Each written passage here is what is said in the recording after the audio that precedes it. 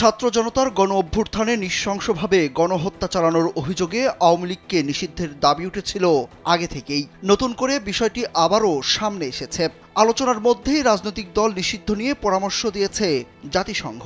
সংস্থাটির মানবাধিকার দপ্তর রাজনৈতিক দল নিষিদ্ধ করা, ভোটারদের একটি অংশকে ভোটাধিকার থেকে বঞ্চিত করা সহ গণতন্ত্রকে ক্ষতিগ্রস্ত করে এমন সিদ্ধান্ত এড়িয়ে চলার পরামর্শ দিয়েছে।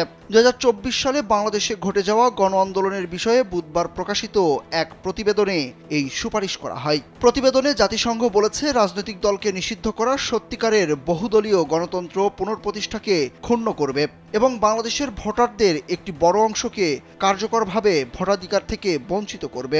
এছাড়া সব রাজনৈতিক দল ও প্রার্থীর জন্য সমান সুযোগ নিশ্চিত করতে নির্বাচনের আগে বিশেষ ব্যবস্থা সহ অবাধ ও প্রকৃত নির্বাচনের জন্য নিরাপদ ও অনুকূল পরিবেশ নিশ্চিতের সুপারিশও করা হয় প্রতিবেদনে।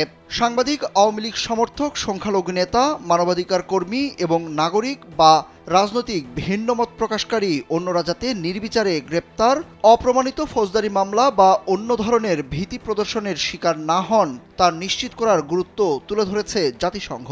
প্রতিবেদনে বলা হয়েছে, প্রতিশোধমূলক সহিংসতা থেকে তাদের কার্যকরভাবে রক্ষা করতে পদক্ষেপ নিন এবং এই ধরনের হামলায় জড়িত অপরাধীদের বিষয়ে তদন্ত ও বিচার করুন। পাশাপাশি ব্যক্তিগতভাবে সম্পত্তিতে হামলাসহ নাগরিকদের ক্ষতিপূরণের দাবিও সহজতর করুন।